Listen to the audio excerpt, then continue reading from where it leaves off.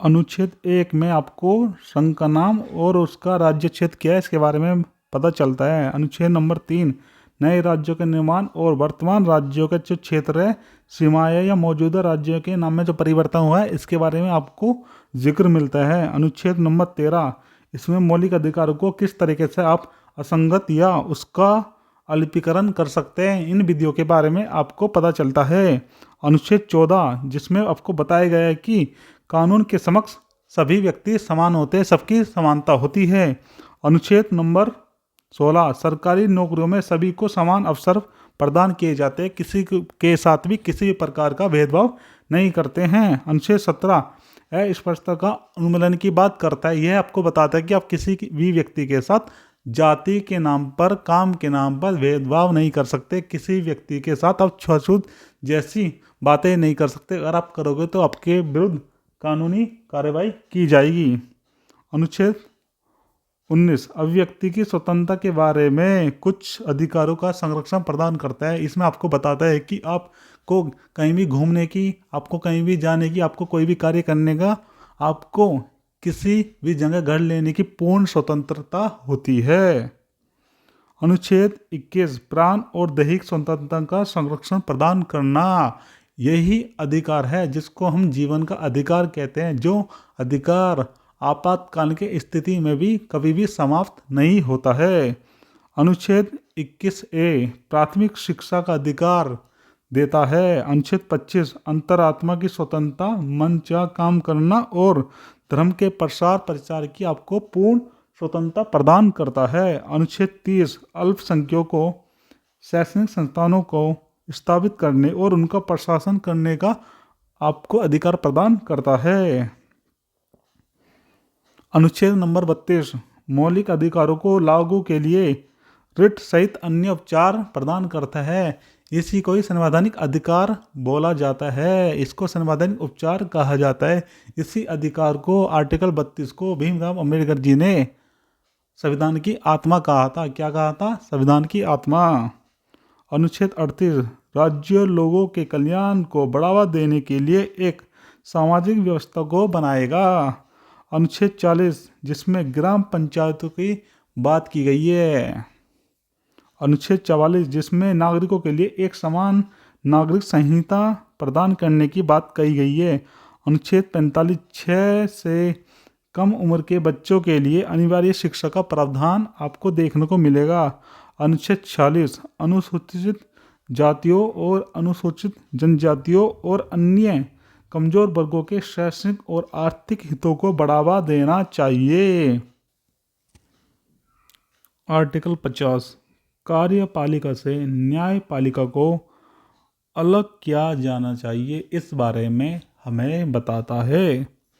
अनुच्छेद 51 अंतर्राष्ट्रीय शांति और सुरक्षा को बढ़ावा देना है। अनुच्छेद 51A मौलिक कर्तव्यों की बातें करता है।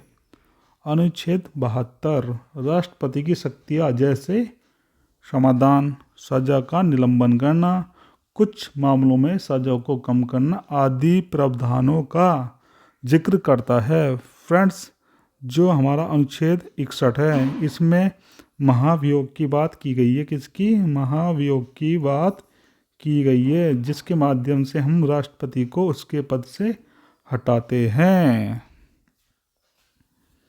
अनुच्छेद 74 राष्ट्रपति को सहायता और सलाह देने के लिए एक मंत्री परिषद होती है। अनुच्छेद 76 भारत के एक महान्यायवादी होंगे, जिसको भारत का सबसे बड़ा क्या कहते हैं? विधि अधिकारी। यह भारत का सबसे बड़ा विधि अधिकारी होता है।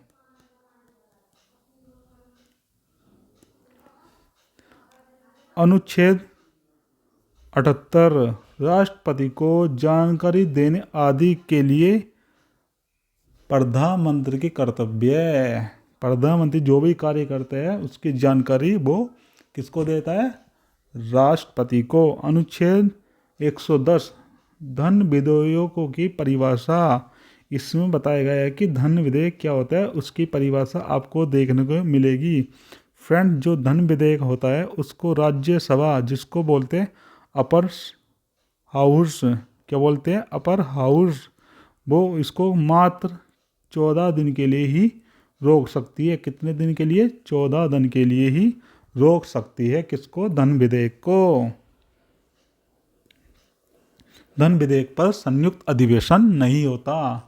क्या नहीं होता? संयुक्त अधिवेशन नहीं होता।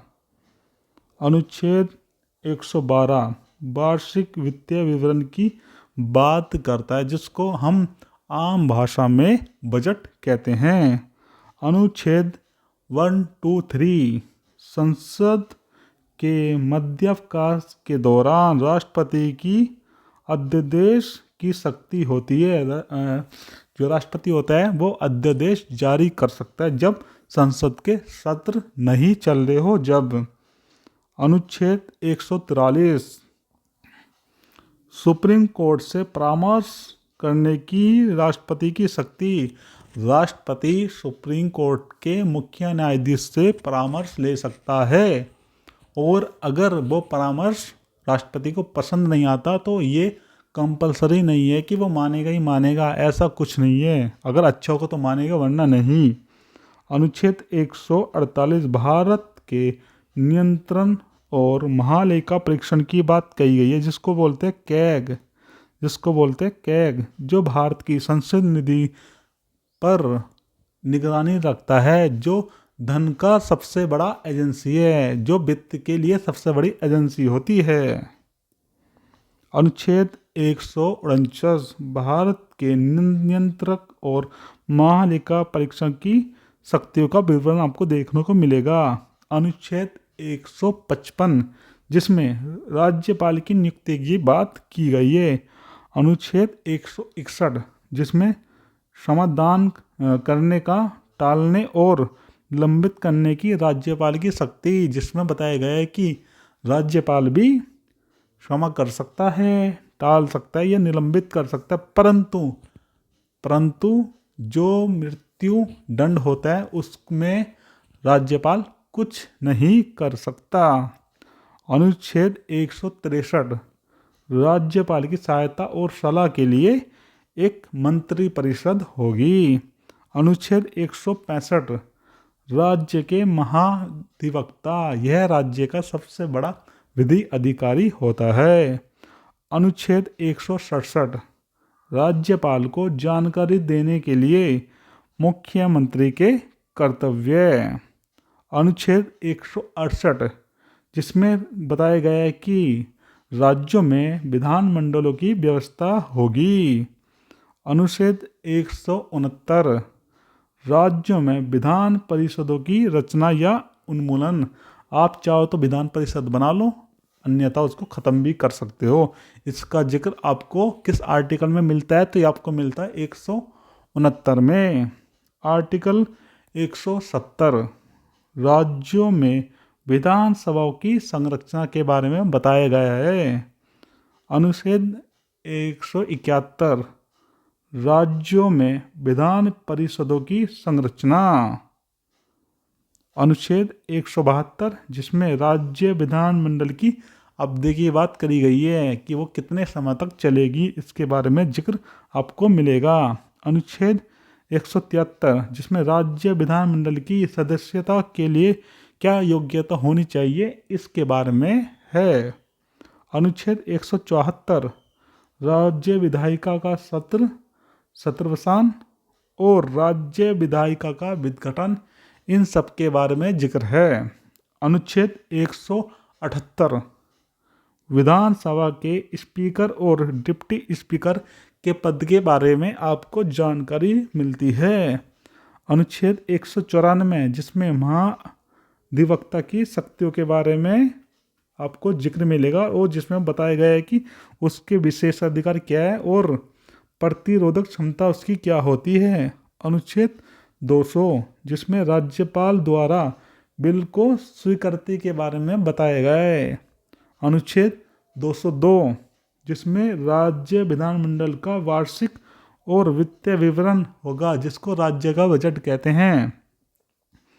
अनुच्छेद 210 जिसमें राज्य विधानमंडल में इस्तेमाल की जाने वाली भाषा का जिक्र आपको मिलेगा।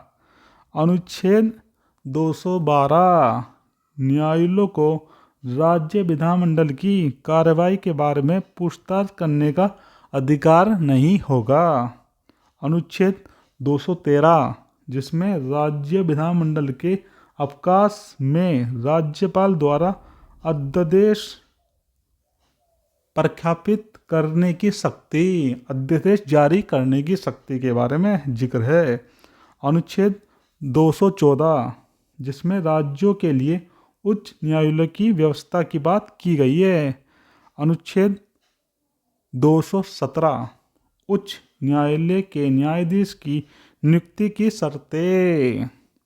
अनुच्छेद 226 उच्च न्यायालय की रिट जारी करने की शक्ति आपको देखने को मिलती है। अनुच्छेद 239 ए दिल्ली के संबंध में विशेष उपबंध की बात करता है। अनुच्छेद 243 बी जिसमें पंचायती राज के गठन की बात है। अनुच्छेद 243 सी जिसमें पंचायतों की संरचना कैसे होगी इसके बारे में बताया गया है।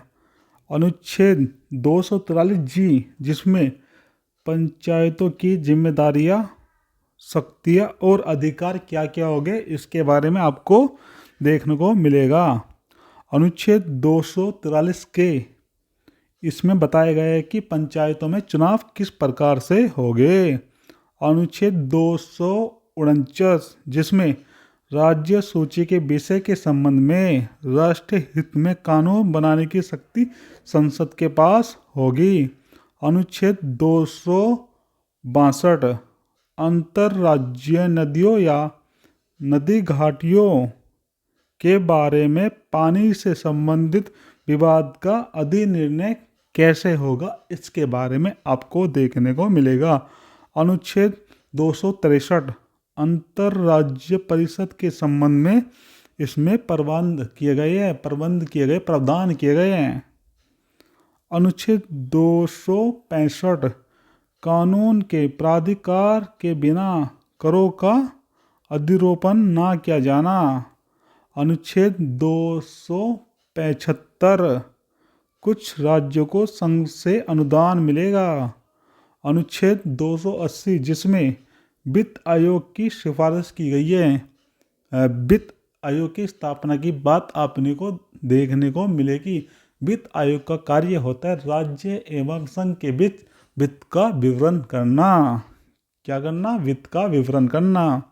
अनुच्छेद 300 वाद और कार्यवाही के बारे में आपको देखने को मिलेगा।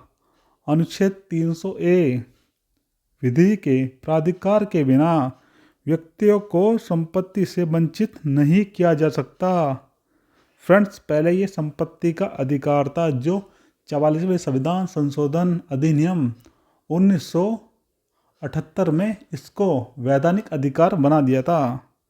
अनुच्छेद 311 संघ या किसी राज्य के अधीन सिविल समताओं में कार्यरत व्यक्तियों को रैंक में कमी या बर्खास्तगी, या तो उनकी व्यक्तियों के जो रैंक में कमी आएगी या फिर उन्हें बर्खास्त कर सकते हैं, उनको निकाल सकते हैं। अनुच्छेद 312 अखिल भारतीय सेवाओं की जिक्र किया गया है। अनुच्छेद 315 संघ और राज्यों के लिए लोक सेवा आयोग की स्थापना की जाएगी। अनुच्छेद 320 लोक सेवा आयोगों के कार्य। अनुच्छेद 323 ए जिसमें प्रशासनिक न्यायाधिकरण की बात की गई। किसकी? प्रशासनिक न्यायाधिकरण की बात। अनुच्छेद 324 जिसमें निर्वाचनों के अधीक्षण, निर्देशन और नियंत्रण का निर्वाचन आयोग में निहित होगा। इसमें क्या बताया गया है कि जो निर्वाचन होगा उसका अधीक्षण, उसके लिए निर्देशन या फिर जो नियंत्रण करना होगा वो सब कौन करेगा? वो सब निर्वाचन आयोग करेगा। अनुच्छेद 330 लोकसभा में अनुसूचित जातियों और अनुसूचित जनजातियों के लिए सीटों का आरक्षण होगा। अनुच्छेद 335 सेवाओं और पदों के लिए अनुसूचित जातियों और अनुसूचित जनजातियों के दावे। अनुच्छेद 352 आपात की उद्घोषणा, जिसको कहते हैं राष्ट्रीय आपात। अनुच्छेद 356 राज्य में संवैधानिक मशीनरी की विफलता के मामले में प्रावधान, जिसको कहा जाता है राष्ट्रपति शासन। अनुच्छेद 360 वित्तीय आपातकाल के बारे में उपबंध किया गया है। अनुच्छेद 365 संघ द्वारा दिए गए निर्देशों का पालन करने में या उनका प्रभावी करने में असफलता का प्रभाव, जिसको जो संबंधित है आपके राष्ट्रपति शासन से। अनुच्छेद 368 जिसमें संविधान में संशोधन करने की संसद की शक्ति और उसकी प्रक्रिया क्या होगी, इसके बारे में जिक्र है। अनुच्छेद 370 जम्मू कश्मीर राज्य के संबंध में अस्थायी प्रावधान। फ्रेंड्स, 370 में जम्मू कश्मीर के संबंध में जो अस्थायी प्रावधान थे, इसी वजह से ही वर्तमान सरकार ने जम्मू कश्मीर को अलग केंद्र शासित प्रदेश और लद्दाख को अलग केंद्र शासित प्रदेश बना दिया। फ्रेंड, इसी के साथ सभी महत्वपूर्ण आर्टिकल यहाँ पे समाप्त होते हैं। Thank you.